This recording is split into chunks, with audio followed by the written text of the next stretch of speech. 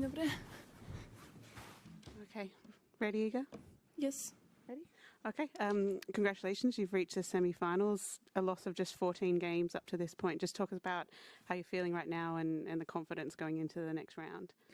Well, for sure, I'm proud that I've been doing, the same kind of work with good intensity and just, pushing my opponents from the beginning of the matches. And for sure, today was, I would say, tougher than the score says, but I'm happy that I'm in the semis.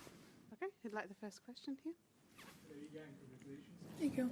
You mentioned the fact that Wim really gave you a lot of support during the doping case in terms of mental strength, etc. But tennis-wise, what was his biggest input, or what did it change in your game since you worked with him?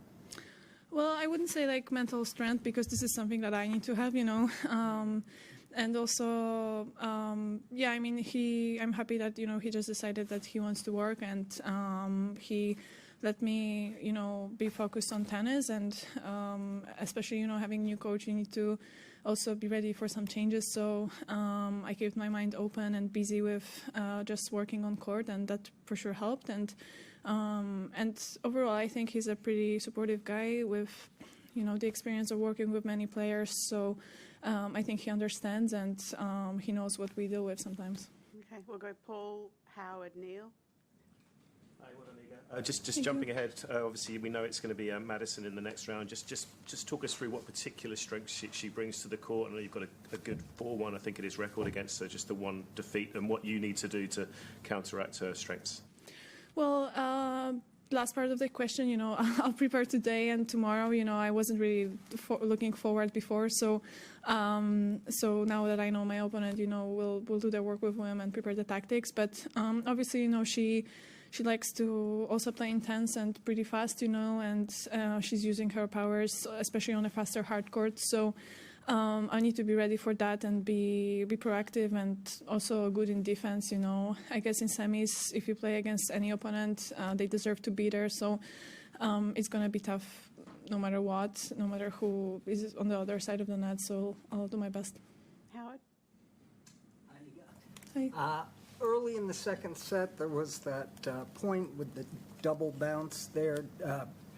What did you see and feel at your end? And did you, perhaps after seeing a replay or before that, consider conceding the point? Honestly, I didn't see the replay up to this point because after the point, I didn't look up for the screens because I wanted to stay focused, and I didn't want this point to stay in my head for a longer period of time, but I wasn't sure if it was a double bounce or I hit it with my frame. It was hard to say because I was full sprinting, and I don't remember even seeing the contact point. I don't know. Sometimes you don't really look when you hit the ball. So I wasn't sure. I thought, this is the umpire's kind of job to call it, and I was also waiting for the VAR, but I didn't see it. So I just kind of proceed, and I already focused on the next one. Because there is the technology there and there are the replays, do you think those should be reviewable in a different way than they are now, Emma? Well, honestly, I never... Because the point kept going, she hit the ball back, but...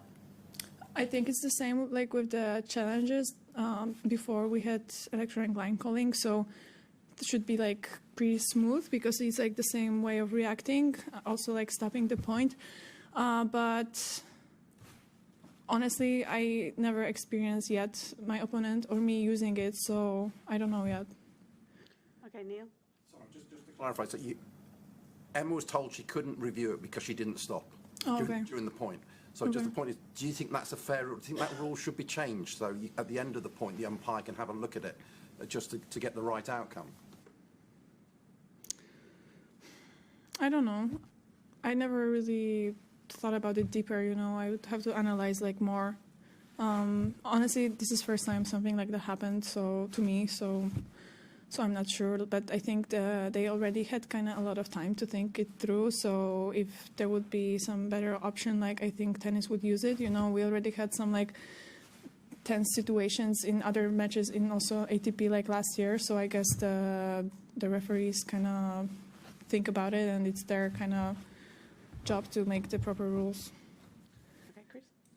The success that you've had going deeper in Grand Slams, how much more does that shape your confidence, relaxing the nerves than maybe when you were younger at this stage? Well, honestly, I wasn't going so deep in Grand Slams so much, except Roland Garros. So for sure now I'm happy that I'm kind of playing my level here. And last year's my journey here finished at 4th and 3rd rounds. So for sure I feel more confident now. And when I was a junior, I remember, when I was a junior, I was playing junior Grand Slams, and for sure the experience helped. And I was aware what to expect later on. And when I was just a rookie, it was also different because I was just an underdog, and I thought Grand Slams are my opportunity to maybe do a little bit more, because sometimes you can get like easier match in the first round than on WTA where the draw is smaller. Okay, we'll go here, then James, then Courtney. Yep. Iga, now in your box you have a coach who used to know you as an opponent. Now he's on your side. How is it going, this relationship with Bim at your box? Well, for sure, I think he's really experienced because of that, and he also knows like what I should work on. I would be pretty angry, if I wouldn't have the last slam I won because of Wim. But it's never like Naomi also played amazing, so it was a tough one.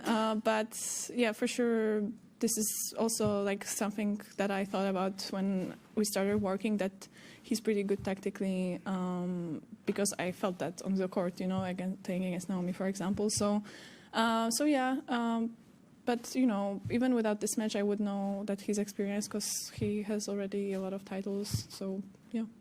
Okay, James. Sorry. Did you have more? You kind of mentioned Roland Garros was the place you first went deep at Grand Slams. Do you feel like you have in your career had a point to prove on other surfaces, and that the way you're playing at this tournament, because I think this is probably the best you've played in Australia, do you think you're proving that point? Yeah, for sure. This is something that I always wanted to improve. I know that every week is going to be different, a different story, but for sure this year I felt like I should just focus on work and kind of have the same mindset as on practices, just improving point by point, and it has been working. So I mean, it's not like I need to prove it to other people, it's more that I need to kind of believe, and I feel I believe more now. Okay, Courtney, and then here, and then we'll finish with Tumaini. Courtney? Yeah, congrats, Iga. Thank you. In terms of, you talk a lot about playing by instinct, that when you are playing kind of at your best, you're being instinctual. When a new coach kind of comes in, and so it's a different voice, how much does that impact, what you're split, how you feel you're playing instinctually, I suppose?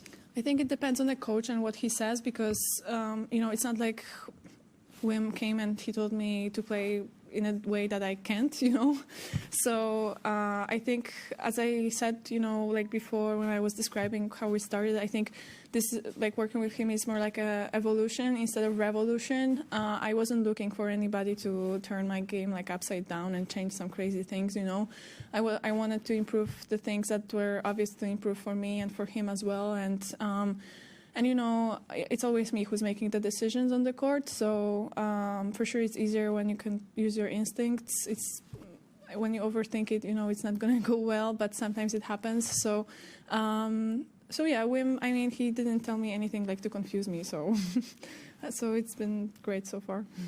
Okay, over here, and then Tumaini. Yep. Congratulations, Iga. Thank you. Getting to this point of the tournament without dropping a set yet, it's very impressive. But yeah, sometimes the media is like looking around for words to describe that kind of play, and often they say things like ruthless. I wanted to know what you think of that characterization and how you describe your game.